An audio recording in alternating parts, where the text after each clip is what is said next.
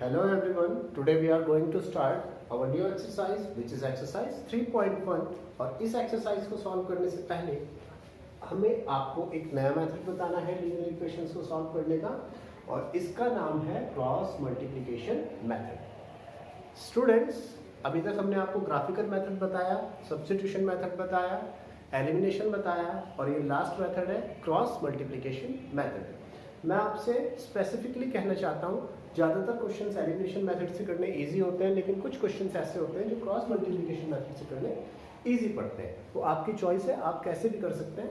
आज हम cross multiplication method के बारे में बताएंगे। आज की वीडियो एक शॉर्ट वीडियो होने वाली है क्योंकि आज हम ये मेथड सीखने पर ज़्यादा जोर देंगे।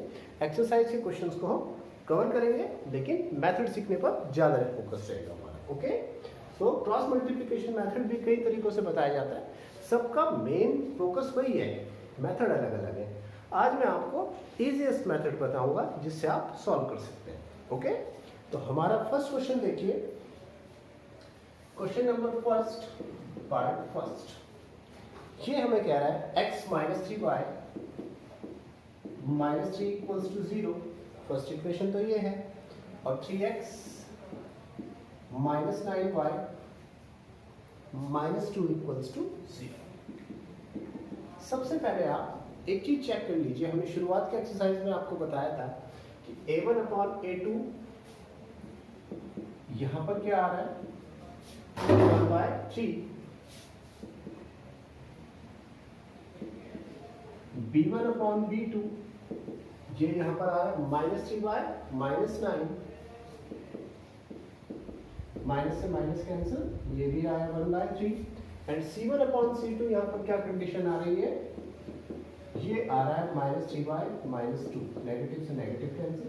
तो हमारे पास यहाँ पर जो कंडीशन आ रही है वो है a1 upon a2 is equal to b1 upon b2 is not equals to c1 upon c2। और अगर आपको याद हो, ये कंडीशन है नो सोल्यूशन कंडीशन। कौन सी कंडीशन है ये? No solution condition. और जहां पर सोल्यूशन ही नहीं है वहां पर उसे किसी भी मेथड से फाइंड आउट नहीं किया जा सकता। ओके, तो ये वाला क्वेश्चन हम क्रॉस मल्टीप्लिकेशन मेथड से कर तो सकते हैं, लेकिन कंडीशन वही आएगी नो सोल्यूशन, तो हम इसको अभी फाइंड आउट नहीं करेंगे, नो सोल्यूशन पर ही छोड़ देंगे। अब इससे नेक्स्ट क्वेश्चन की तरफ देखिए। इससे नेक्स्ट क्वेश्चन में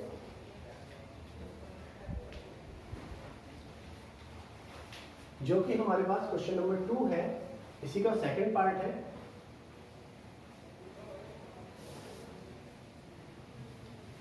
वो क्या कह रहा है? क्वेश्चन नंबर फर्स्ट का पार्ट सेकंड। पार्ट सेकंड हमें बता रहा है 2x plus y equals to 5, 3x plus 2y equals to 8। तो हमें इस इक्वेशन को सॉल्व करना है। अगेन फिर से हम वही करते हैं, a1 upon a2 is equal to 2/3, b1 upon b2 is equal to 1/2। यहां से हम अपने आप ही देख सकते हैं कि a1 upon a2 is not equals to b1 upon b2। और अगर ये होता है तो इसका मतलब है कि हमारे पास यूनिक सॉल्यूशन। किस टाइप का सॉल्यूशन है? Unique solution. अगर हमारे पास यूनिक सॉल्यूशन है तो यूनिक सॉल्यूशन को हम फाइंड कर सकते हैं, और इसको फाइंड करने के लिए इस बार हम कौन सा मेथड यूज करेंगे? क्रॉस मल्टीप्लिकेशन मेथड यूज करेंगे। तो स्टूडेंट्स, क्रॉस मल्टीप्लिकेशन मेथड को यूज करने के लिए हमें एक और चीज करनी पड़ेगी, जो भी इक्वल्स टू के साइन से ऊपर नंबर है उसे भी एक साइड ही ले जाएंगे, मतलब सभी नंबर्स को एक ही साइड कर लेना है। स्टैंडर्ड इक्वेशन की फॉर्म अगर हमने आपको बताई हो, क्या थी वो? a1x plus b1y plus c1 equals to 0। सभी इक्वेशंस को इस फॉर्म में रख लेना है, a1x plus b1y plus c1 equals to 0 इस फॉर्म में रख लेना है, यानी सभी को एक ही साइड लिखकर इक्वल्स टू 0 कर देना। तो इन इक्वेशंस को भी मैं ऐसे ही कर देता हूँ, और करके लिख दिया 2x प्लस y प्लस 5 इधर आएगा तो माइनस 5 इक्वल्स टू 0। दूसरी इक्वेशन को मैंने लिख दिया 3x प्लस 2y प्लस 8 इधर आएगा तो माइनस 8 इक्वल्स टू 0।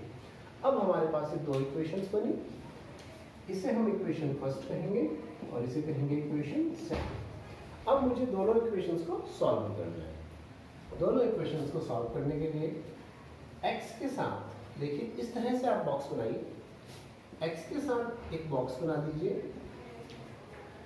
y के साथ में भी एक बॉक्स बना दीजिए, और x का वेरिएबल, y का वेरिएबल, और ये क्या है विदाउट वेरिएबल।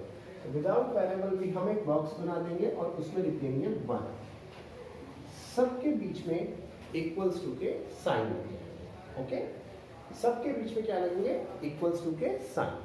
अब x के बॉक्स में x के कोएफिशिएंट्स को छोड़कर बाकी कोएफिशिएंट्स, x के कोएफिशिएंट्स को छोड़कर बाकी कोएफिशिएंट्स, यानी y का यहाँ पर कोएफिशिएंट है 1, यहाँ पर कोएफिशिएंट है 2, और -5 एंड -8।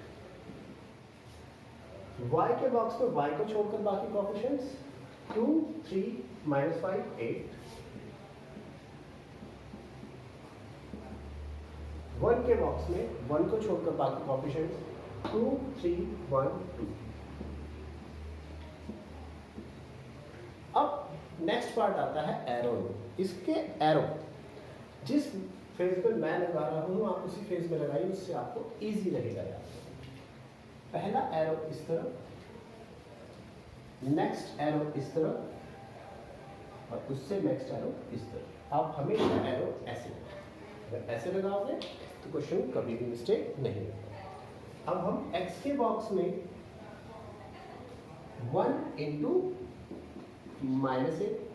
अब याद रखिएगा एक नेगेटिव साइन फॉर्मूले में है, वो नेगेटिव साइन में ये लगा रहा। उसके बाद आएगा 2 इंटू -5, क्या आएगा 2 इंटू -5 इक्वल्स टू y। जिस साइड एरो है वो डिजिट पहले मल्टीप्लाई होगी, 3 इंटू -5, फिर एक माइनस का साइन पहले फॉर्मूले का है, फिर आएगा 2 into -8।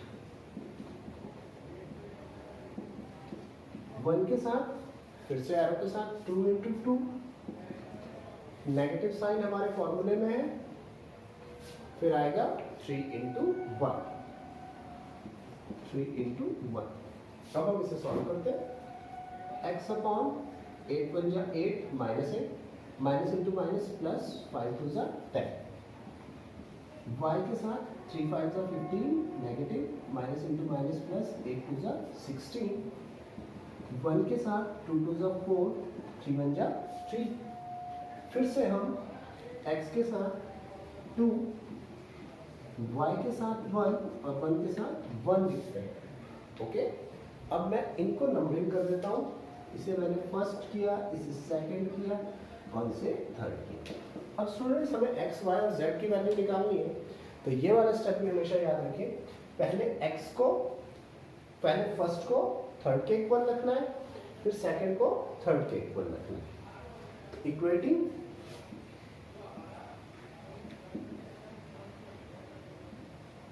First equals to second, first और सेकंड को इक्वल रखते हैं, तो हमारे पास आएगा x/2 equals to 1/1। Cross multiply करेंगे तो x इक्वल्स टू 2। अब सेकंड और थर्ड को इक्वल रखना है, equating equation second equals to third, second और थर्ड को इक्वल रखेंगे, y/1 equals to 1/1, cross multiplication, y equals to 1, x equals to 2 answer and y equals to 1 answer. Okay, now students, that was our question number first. Now we are going towards question number second. Towards question number second, in question number third, first questions, third part, two equations are provided to us, which are 3x minus 5y equals to 20. ये तो हमारी equation first है। Second 6x minus 10y equals to 4, ये हमारी equation number. अगर मैं दोनों equations को कंपेयर करता हूँ तो हमारे पास क्या आता है, a1/a2, या पहले हम इसको स्टैंडर्ड फॉर्म में ही लिख लेते हैं, 3x minus 5y प्लस 20 इधर आएगा तो -20 इक्वल्स टू 0। ये बनी हमारी equation number first. Second equation के लिए 6x माइनस 10y प्लस 40 इधर आया तो माइनस 40 इक्वल्स टू 0। ये बनी हमारी इक्वेशन नंबर सेकेंड। अब मैं दोनों को कंपेयर करने लगता हूँ। जैसे ही मैंने दोनों को कंपेयर करना शुरू किया, हमें मिलता है a1 upon a2 equals to 3/6, जो कैंसिल होके आएगा 1/2, b1 upon b2 is equal to -5/-10, जिसे हम फिर से कैंसिल करते हैं तो b1 अपॉन b2 भी आ जाता है 1/2। इसके बाद आएगा c1 अपॉन c2, ये आएगा -20/-40, ये भी आ जाएगा 1/2। तो यहाँ से देखिए a1 अपॉन a2 भी 1/2, b1 अपॉन b2 भी 1/2, c1 अपॉन c2 भी 1/2। इसका मतलब है a1 upon a2 is equal to b1 upon b2 is equal to c1 upon c2। अगर आप ये टॉपिक शुरू से फॉलो कर रहे हैं तो आपको पता है a1 upon a2 is equal to b1 upon b2 is equal to c1 upon c2 में इनफाइनाइटली मैनी सॉल्यूशंस। कैसे सॉल्यूशंस हैं? Infinitely many solutions. और जब इनफाइनाइटली मैनी सॉल्यूशंस है तो उनको फाइंड करने की कोई जरूरत नहीं है, आप उस क्वेश्चन को यही एंड कर सकते हैं। अब हम इससे नेक्स्ट पार्ट पे मूव करते हैं। इससे नेक्स्ट पार्ट यानी क्वेश्चन नंबर फर्स्ट का पार्ट फोर्थ हमें क्या बता रहा है?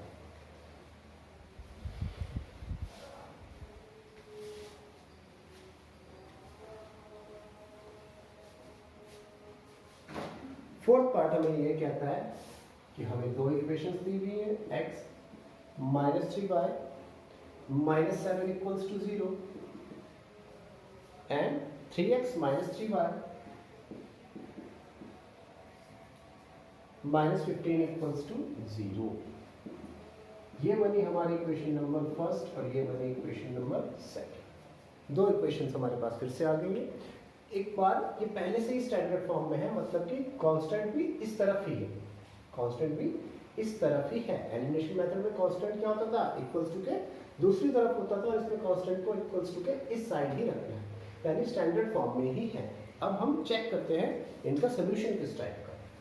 देखिए a1 अपॉन a2 हमारे पास आया, a1 की जगह 1, a2 की जगह 3, a1 अपॉन a2 आ गया 1/3। ऐसे ही b1 अपॉन b2 की तरह जब हम चेक करते हैं तो b1 upon b2 minus 3/3, minus से माइनस कैंसिल, ये आ जाएगा 1। तो यहाँ पर हम इजीली देख सकते हैं कि a1 upon a2 is not equals to, now a1 upon a2 is not equals to b1 upon b2। और जब a1 upon a2 is not equals to b1 upon b2 तो सभी को पता है कि सॉल्यूशन किस टाइप का है? It will be a unique solution. Unique solution, और यूनिक सॉल्यूशन हमेशा फाइंड किया जा सकता है। अब हम यूनिक सॉल्यूशन फाइंड करेंगे और कौन सा मेथड अप्लाई करेंगे? Cross multiplication method apply. Cross multiplication method apply करने के लिए अगेन आपको बताया था बॉक्सेस बनाने हैं, x,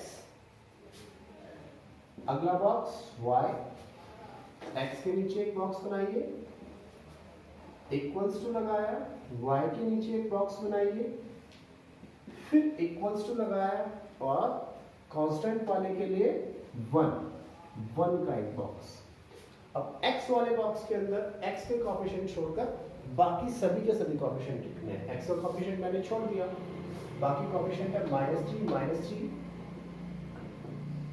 -7, -15। y वाले के अंदर y को छोड़ दीजिए, बाकी कोएफिशिएंट्स लिख लीजिए, वो होंगे 1, 3, -7, -15।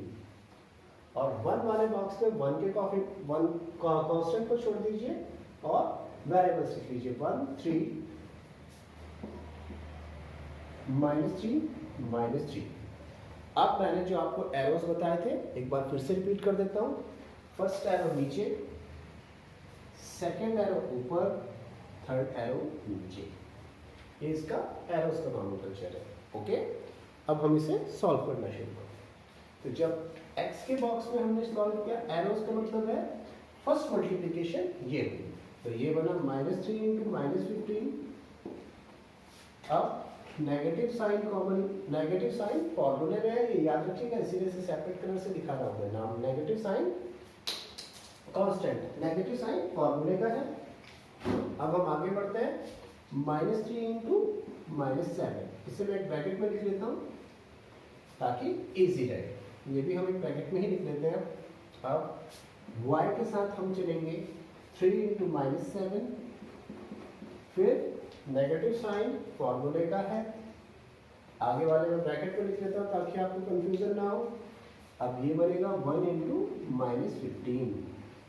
ये बात अभी याद रखिएगा, ये जनरल मिस्टेक्स में है। अभी मैंने कॉपी सब चेक की थी बोर्ड की, तो अक्सर बच्चों ने नेगेटिव साइन लगाकर आगे साइन चेंज नहीं किया और उनका पूरा का पूरा क्वेश्चन रॉन्ग हो गया। तो ये वाले स्टेप को स्पेसिफिकली ध्यान रखना है।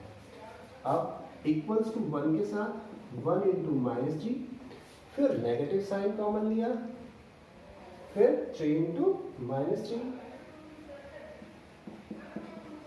अब हम इन्हें सॉल्व करना स्टार्ट करते हैं। x minus into minus plus 15 3 जा 45, इधर देखिए minus into minus plus, plus into minus minus, 7 3 जा 21, y के साथ प्लस इंटू माइनस माइनस 7 3 जा 21, माइनस इंटू माइनस प्लस 15 बन जा 15, 1 के साथ 3 बन जा -3, -3 इंटू -3 +3।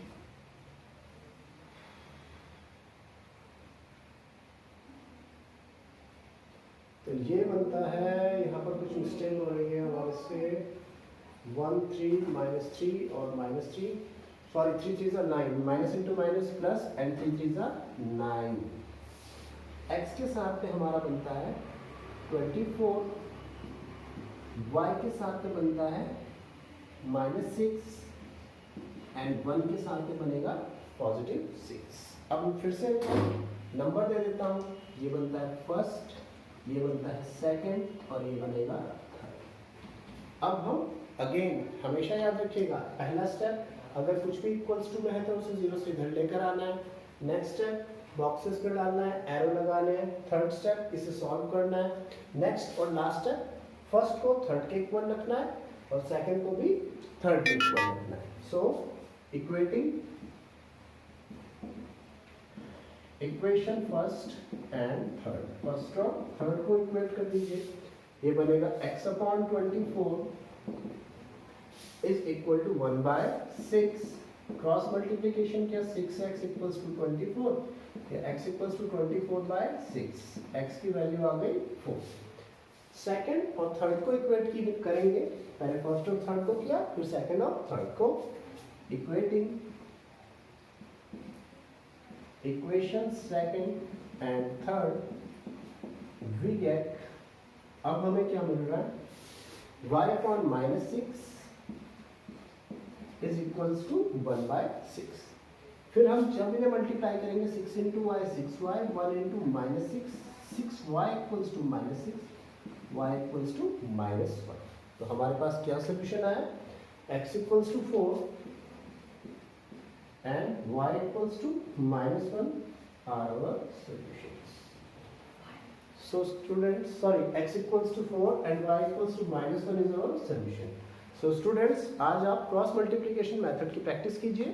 इसके बाद आगे के क्वेश्चंस पर कोशिश करूंगा कि इस एक्सरसाइज के आपको क्रॉस मल्टीप्लिकेशन मेथड से ही कराऊं। वैसे वो क्वेश्चंस किसी भी मेथड से हो सकते हैं, अगर स्पेसिफिकली नहीं दिया है तो आप किसी भी मेथड से उसे सॉल्व कर सकते हैं। Thank you.